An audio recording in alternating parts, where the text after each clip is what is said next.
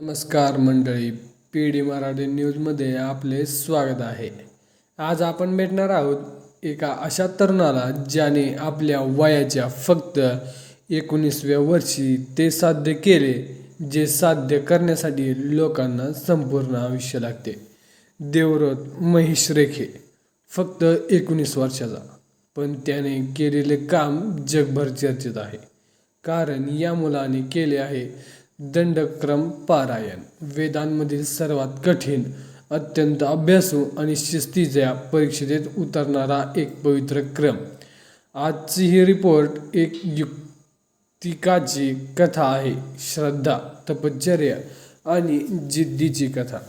चला तर मग सुरू करूया आजची खास बातमी. यामध्ये देवव्रत रेखे 19 वर्षाचा, अभ्यासात हुशार, शिस्तप्रिय आणि धार्मिक संस्कारात वाढलेला एक युवक.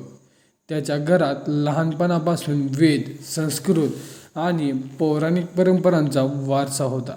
आईवडिलांकडून मिळालेले संस्कार, गुरूकडून मिळालेले शिक्षण आणि आपल्या चित्तशुद्धीने, मेहनतीने या सगळ्याने देवव्रत हा पराक्रम साधला. आजच्या काळात जेव्हा बहुसंख्य युवक सोशल मीडियात, गेमिंगमध्ये, वेगवेगळ्या ट्रेंडमध्ये गुंतलेले दिसतात, तेव्हा हा मुलगा रोज 3 ते 5 तासांचा वेदांचा अभ्यास करत होता. बहुतांश लोक वेदपठण ऐकले असे, पण दंडक्रम पारायण हा त्यात अत्यंत उच्च स्तर आहे.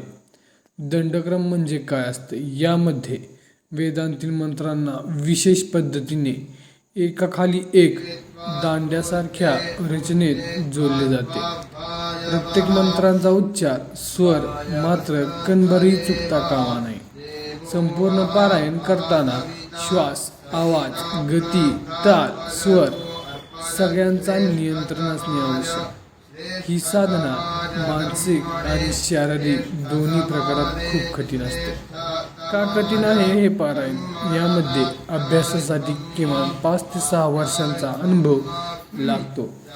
साधकाने दररोजचे नियम पाळावे लागतात. वेळ, निष्ठा आणि सातत्य हे 3ही घटक अत्यंत महत्त्वाचे. हे सर्व देवव्रताने फक्त 19व्या वर्षी साध्य केले. हेच त्याच्या कर्तृत्वाचे मोठेपण आहे. यामध्ये त्यांनी तयारी कशी केली? देवव्रत सांगितले की दंडक्रमासाठी माझ्या गुरूंच्या मार्गदर्शनाखाली मी सकाळी आणि संध्याकाळी अभ्यास करत असे. सुरुवातीला मेंदूचा थकायचा, आवाज बसायचा, पण श्रद्धा आणि नियमित साधनेने सगळं शक्य झालं.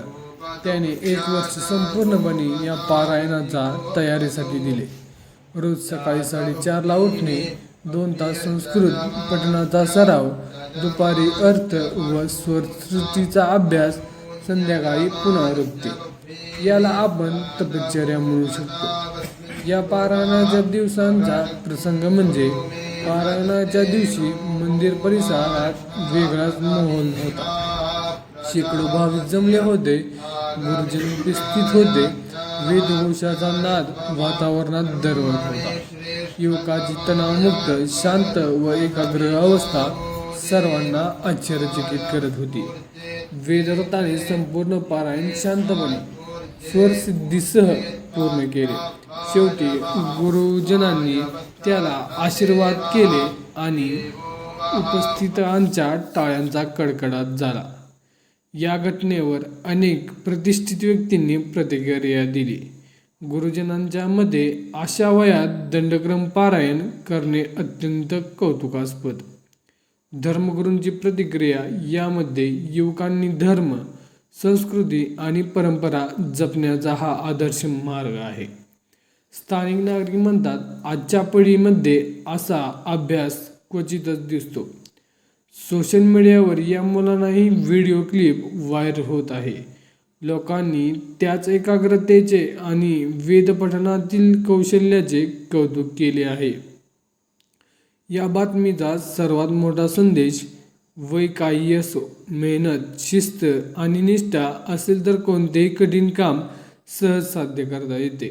देवव्रतासारखी मुलं आपल्याला सांगतात, नवीन पिढी ही 19 वर्षीय वेद मूर्ति देवव्रत महेश रेखे, आपने बिना किसी रुकावट के 50 दिनों में दंडक्रम परायणम, जिसमें शुक्ल यजुर्वेद की मध्यम दिनी शाखा के 2000 मंत्र शामिल हैं। इसमें कई वैदिक छंद और पवित्र शब्द शामिल हैं जिन्हें त्रुटिहीन रूप से उच्चारित किया गया है।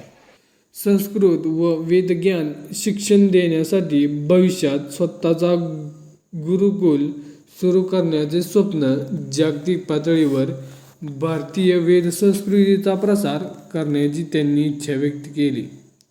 19 वर्षाचा एक युवक, पण मनाने तपस्वी, जिद्द, श्रद्धा आणि नियमित साधना जर असली तर दंडक्रम पारायणासारखी कठीण साधने देखील तुमच्या पुढे लहान पडतात.